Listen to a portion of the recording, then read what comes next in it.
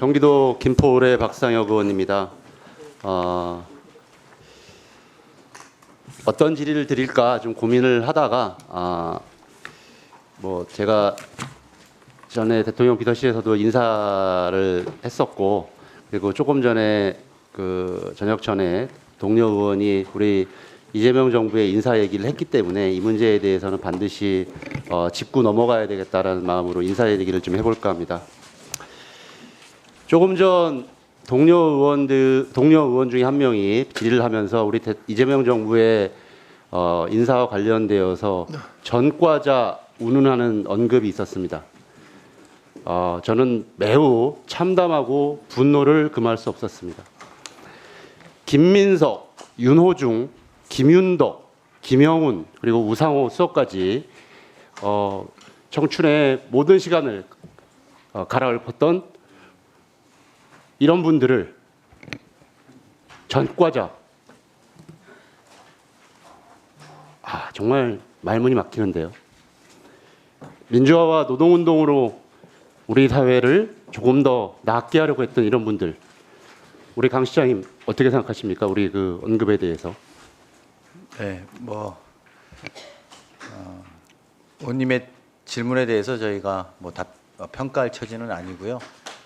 하지만 과거에 민주화 운동과 노동 운동 등 사회가 어려울 때 투쟁을 했던 경험으로 있는 분들에 대해서는 좀 더 관대하게 그때 상황에 맞춰서 생각해 주실 것을 바라는 마음이 있습니다. 생각해 주시는 마음이 있습니다. 이제 그러면 우리 윤석열 정부를 한번 보겠습니다. PPT를 한번 보겠습니다. 다 아시는 것처럼 윤석열 정부의 인사라는 거는 인사라고 할 것도 없지만 그냥 검찰 자신들의 부하를 통째로 대통령 비서실과 내각에 그리고 각급 공공기관에 옮겨놓은 겁니다. 제가 하나하나 거명할 필요도 저는 없다고 생각합니다. 그리고 이들이 전과는 없었을는지 모르지만 결국 윤석열은 대한민국 형법 중 가장 엄한 처벌을 받는 무기 또는 사형을 받아야 되는 내란을 저지르고 만 것입니다.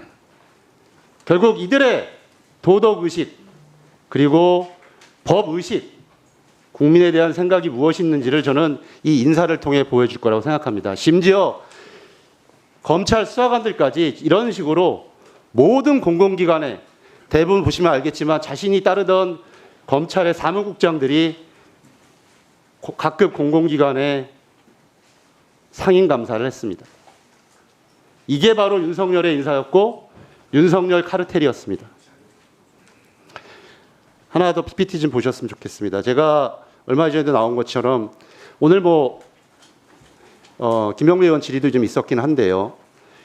이 윤석열 인사의 황당무계함은 여러 가지가 있습니다만 무속인을 행정관으로 임명해서 점을 보게 했다라는 보도가 있었고 지난 6월 3일까지 월급을 받았다고 합니다.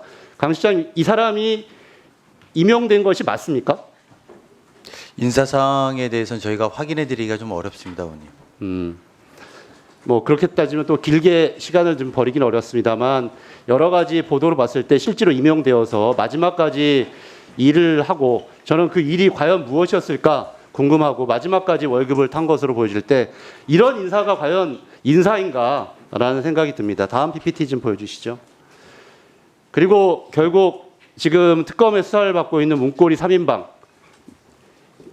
이 사람들 전부 다 코바나 컨텐츠의 직원이었거나 사적으로 채용해서 결국 김건희의 잔심부름하고 그리고 이 사람들도 아마 처벌을 받게 될 것 같은데 결국 이렇게 대통령 비서실이라고 하는 아주 공적인 대한민국 최고의 공적 기관을 사적으로 사유화하고 잔심부름하고 범죄의 온상으로 저는 만들었다고 생각합니다.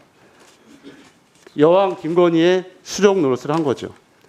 그에 비해서 저는 우리 정부가 아직 부족한 것도 있고 더 개선해야 될 것도 있지만 잘하고 있는 점들을 생각해 보면 이렇게 대법원 판결에 따라서 그 취지에 따라서 우리 대통령 비서실의 직원들의 명단을 충분히 공개하고 그리고 업무에 지장이 없는 영역 속에서 이렇게 공개를 통해서 투명한 정부를 구현하려고 하는 이재명 정부의 노력에 대해서는 굉장히 긍정적인 평가를 하고 혹시 또 개선되어야 될 점들이 있다면 이런 부분들도 계속 개선해 나가야 필요가 있다고 생각합니다. 강 시장님 동의하십니까? 네.